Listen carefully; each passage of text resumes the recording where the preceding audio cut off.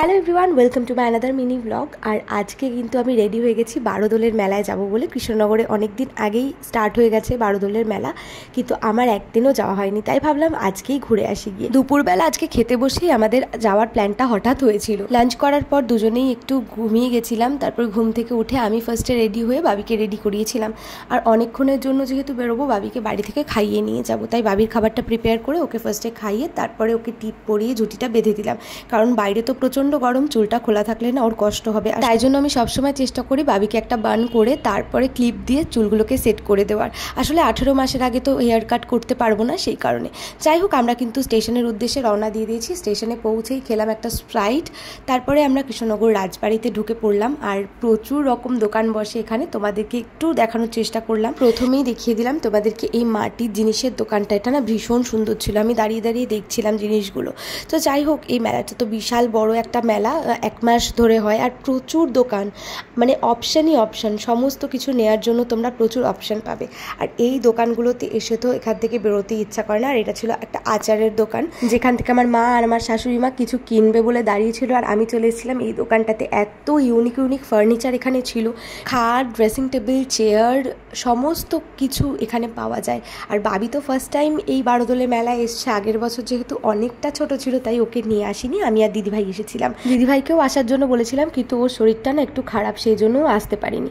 তো যাই হোক, এখান থেকে কিন্তু আমার মা আর আমার শাশুড়ি মা অনেক কিছু জিনিস নিয়েছে। কি নিয়েছে না নিয়েছে সমস্ত কিছু একটা শর্ট ভিডিওতে তোমাদের সাথে শেয়ার করে দেবো। মেলা ঘুরতে ঘুরতে না ভীষণ গরম লেগে গেছে, তাই জন্য সবাই মিলে একটু বসেছিলাম লস্যি খাওয়ার জন্য। আর বাবি তো অনেকক্ষণ আগে খেয়ে এসছে বাড়ি থেকে, তাই মা আবার ওর জন্য খাবার বানিয়ে নিয়ে এসেছিল।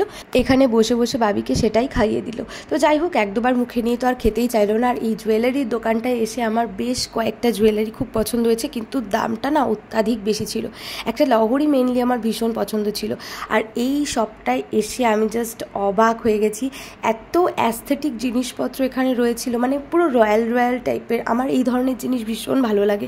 এখানে এই যে রাউন্ড টেবিলটা দেখতে পাচ্ছ, এই টেবিলটা আর টুলগুলো আমার ভীষণ ভালো লেগেছে। এত সূক্ষ্ম সূক্ষ্ম কাজ ছিল, এক কথায় জাস্ট অসাধারণ। তো যাই হোক, আমরা চলে এসেছিলাম এই কাশ্মীরি ড্রাই ফ্রুটসটার দোকানে। প্রচুর রকম ড্রাই ফ্রুটসের কিন্তু এখানে অপশন ছিল। কিছু ড্রাই ফ্রুটস আমরা নিয়ে নিলাম। আর তারপর সেই যে লাঞ্চ করেছিলাম, তারপর থেকে কারোরই কিছু খাওয়া হয়নি, তাই জন্য সবারই মোটামুটি খিদে পেয়ে গেছিলো। আমরা পাওভাজি অর্ডার করেছিলাম, আর মেলায় যে এত ভালো টেস্টি পাওভাজি পাবো সত্যি এক্সপেক্ট করিনি।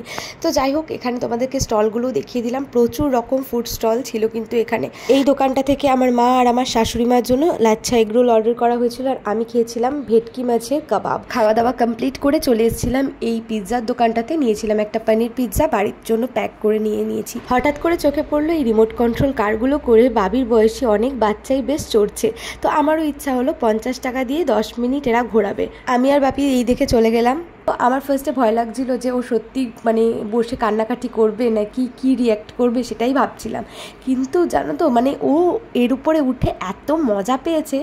একবার তো চড়েছিল, তারপরে আবার একবার উঠেছে, মানে নামার পরে ওর আবার বায়না যে আবার চড়বে। 10 মিনিট তো এখানেই গেল, তারপরে আবার পরে 10 মিনিট কিন্তু ও চড়েছিল গাড়ি।